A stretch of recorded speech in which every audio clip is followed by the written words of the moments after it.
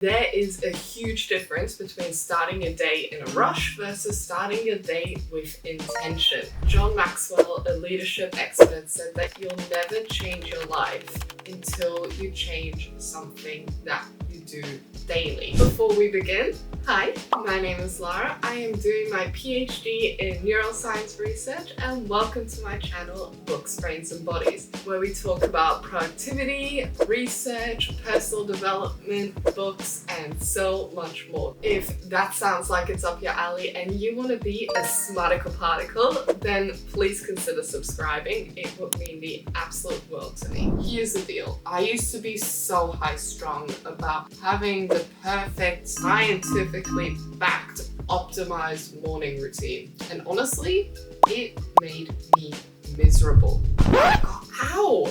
There's a wire there. That was not humorous. It was honestly like a toxic relationship.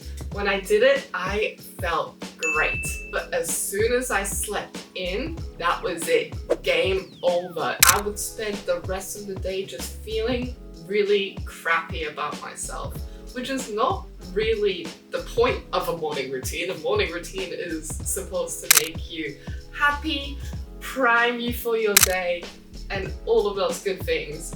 But if you have a routine where if you don't do it or it's slightly altered, there's no wiggle room where you can adapt, then I think that is just so completely counterintuitive to the whole objective of having a morning routine, because you're supposed to be feeling good at the end of it. So I decided to change it. The main problem with this previous morning routine that I had is that it left zero room for flexibility, and life happens. You need to be able to shimmy your way through and adapt, and your morning routine should support that. To give you a little bit of an idea, I used to wake up at 4 a.m. to work out, which was rough. So the reason why I decided to ditch the 4 a.m. start and starting my day with a workout, how, like Andrew Huberman and Jocko and all of those absolutely incredible people recommend and oftentimes practice, is because it didn't bring me joy. So therefore it wasn't sustainable. I was doing it just because science says, which I hate that phrase anyway. That's a topic for another day. So yes, it didn't bring me joy, therefore it wasn't sustainable, hence the whole toxic relationship metaphor. I want to start my day feeling good, because that is the one part of my day that I have full control over, really, is how I start my morning. Throughout the day, we have so many things that are out of our control. So why wouldn't we want to start our day with things that fill our cup? To me, I think that sustainability is one of, if not the ultimate determinant of long-term happiness and success. All that being said, this new and improved adapted morning routine has done absolute wonders for my mental health, which to me is the objective. It's also important to know, play around with it. This is supposed to bring you joy, and you can trial and error so many different things for something that works for you. Just because this works for me doesn't mean that it's going to work for you, but these are my suggestions. I've split up my morning routine into negotiables as well as non-negotiables. Starting off with the non-negotiables. These non-negotiable habits are the ones that serve me best. They bring me joy, and they also help develop me as a person, which is what I'm looking for out of my morning routine. My day begins at around 5 a.m., which sounds like a lot, and it does take some getting used to, and sometimes even I struggle.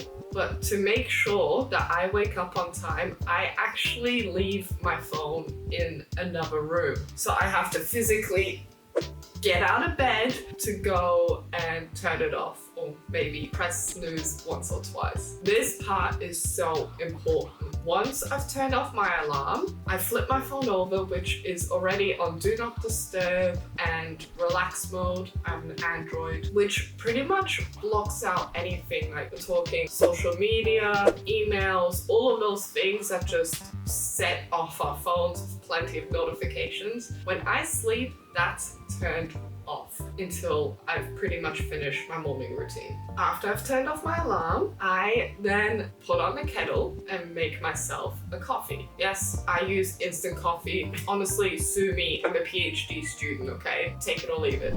And once my coffee is made, I read for 1 hour, which pretty much equivalates to 2 cups of coffee. I usually read and highlight, make sure to check out my short for that, self-plug, books on psychology, personal development, science, finance, or productivity. And if you're not a fan of reading, that's okay. Just do something again that is screen-free. This is your time. I'm gonna keep saying it, your time. So as an alternative, you might want to whip out a coloring book or draw or paint. Whatever you do, I do recommend that you have these 3 criteria. 1, it has to be something that you enjoy. Shock, horror, I know. Why would you do something that you don't enjoy? I don't know, I did it. I mean, I like working out, just not first thing in the morning, right? This is the most important. You want a reason to get out of bed so that when that alarm goes off, you might go, ugh, don't want to, and then you're like, oh, I get to read. Never mind, I'm so excited. Let's go. That's the objective. And this is going to help you stick to your routine as well. If you're like late at night, you're like, well, hopefully not late at night if you're waking up at 5 a.m. That's why I go to bed like between 8 and 9. This is going to help you stick to your routine because you're then shifting that mindset to I have to get up to I get to get up and do something that I love. Number 2, it's got to be screen or distraction free. We already talked about this. And number 3, it's got to be something that teaches you something new or develops a skill that you already have. Because then when you fulfill all 3 of those criteria, you're going to feel so good for yourself because if you read, congratulations! If you read or you color or you ride your bike at 5 a.m. or later or earlier, you do you, boo. You can say, no matter what happens today, I did that. I learned something new. I developed a skill. Go me. Let me know down in the comments below of what would get you excited to get out of bed. And while you're there, you may as well give the video a little like. Right, so after I've finished my coffee, I've spent that hour reading, highlighting, living my best life, I then move on to the reflection segment. So this is now from 6 a.m. and I start my reflection with about 15 minutes or so of journaling. I like to oftentimes light a candle or an incense.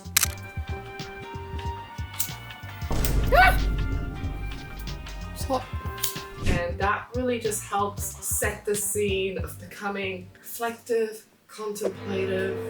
Love it. When I'm journaling, it could be anything, just wherever something's on my mind or actively working through a problem that I do have. Essentially, it's just a massive brain dump, honestly, so that I can then have a clean slate of not having all of these ruminating thoughts in my head as I progress through my day, because I would actually have it down on paper.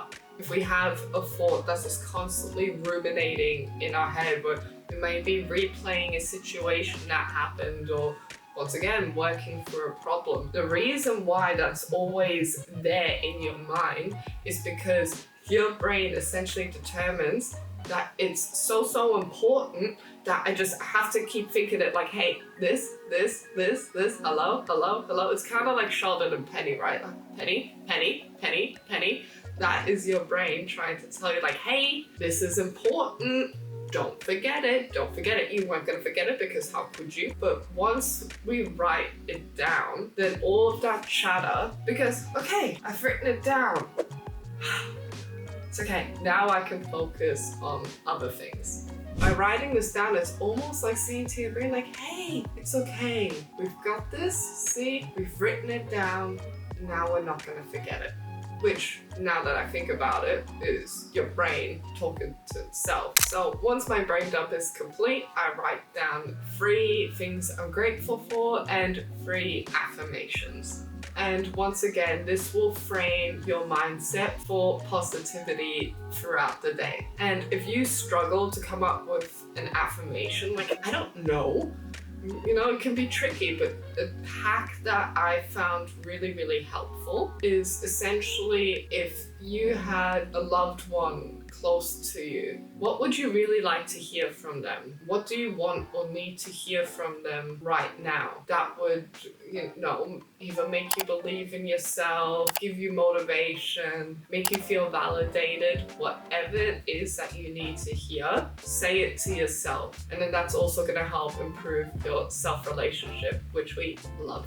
So some of the affirmations that I tend to use on a regular basis is 1, I trust in my own abilities.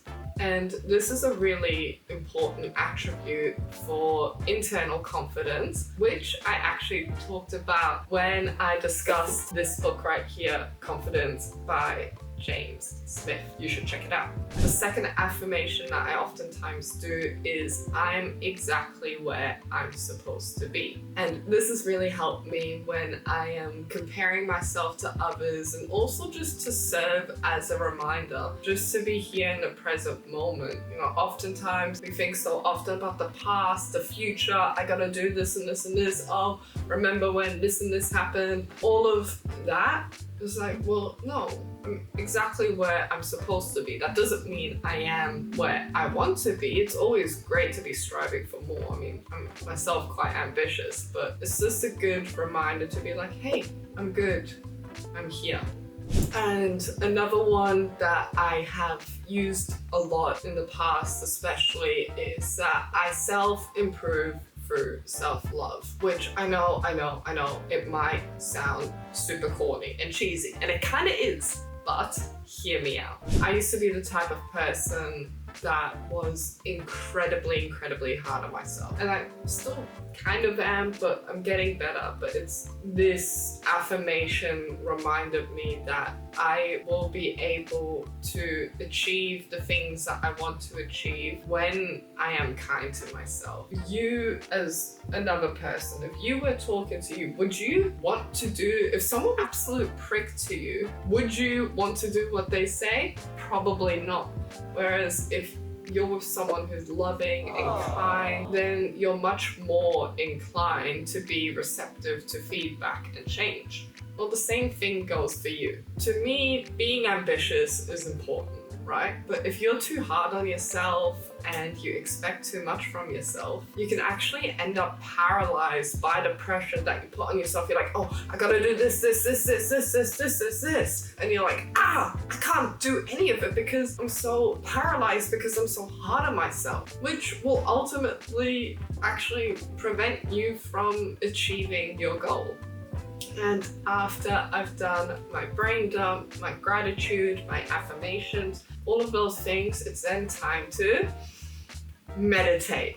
This is where also that lit candle and incense. Now, there are so many different ways to meditate, right? And I do like to switch it up from time to time. So sometimes I use guided meditations, although not so much really anymore. But if you're just getting started into meditating, that's a really great thing to do, is start with guided meditations. And I found that the Calm app has been really helpful for me when I started on my meditation journey. And other times I sometimes just focus on one of my affirmations and just kind of repeat that over and over again, like subscribe, like, comment. Or I just do the typical mindfulness meditation where, you know, I'll focus on an anchor, like a smell, my breath, whatever, and just try to stay focused on that. And then when I feel my mind drifting, which is normal, try to bring it back gently, right? It's all about being kind to yourself, right? The point of meditation isn't like empty mind. It's like, oh, hello thought here. Let's just remember where we're at. It's that practice of going back to it that's more important than just like, I have nothing in my brain. So afterwards, it's around 7 a.m. and now I feel ready to take on the day. So I shower, get changed, make my bed. I don't do this first thing as soon as I wake up because one, I'll be very tempted to kind of like just slide back in there and snooze away. And two, I want my bed to breathe, like air out, get the build-up of blanket air to just kind of dissipate and then make my bed. And after I make my bed, I then sort out my clothes for the next day because honestly, by the end of the day, I'm just too tired. And now I essentially see it as doing a favor to yourself, which is also a great way to improve your self-relationship. After that, I will prepare my lunch for the day. I meal prep, so sometimes you just have to add a little bit of components or whatever you gotta do. But kind of during that time where I'm now really starting to get into my day and get ready for work and all of that, that's where I then do the morning power questions by Tony Robbins from his book, Awaken the Giant Within. I lent it to a friend, so I can't show it. That is the part where the non-negotiable section ends. Now, between 7:30 to 8:30, this is my negotiable section of my morning routine. So essentially after I've done my reading, I do this every day, and how did I just phrase my reading and reading, my journaling, my meditation, my shower. Getting myself prepped for the day as well as setting myself for the next day by choosing what I'm going to wear. That is where the non-negotiable section ends. What I do in this time really just changes depending on my needs and what my current priorities for the day or week are. But these negotiable habits as well also help me provide a strong foundation for my day. So one, I'll either do some YouTube stuff, whether it's editing or scripting. That's a lie, I have filmed that early in the morning, but that video isn't out yet, but you'll see. Or I'll do a little bit of cleaning if my home's gotten a little bit too messy. Sometimes I'll have breakfast, but oftentimes I usually fast until 11, but if I'm hungry, I'm hungry. I'm not gonna starve myself, right? Planning my day ahead as well, so if I've got a particularly busy schedule, I can then sit down and be like, right, what time am I doing lab work? What time am I doing meetings, writing, all of that things, plan my day. Or I head into uni early and get my butt into a lab for an important experiment. And now, my friends, it's your turn. Design your day for joy and success. Remember to stay kind and be curious. I'll see you soon. Off. Stop.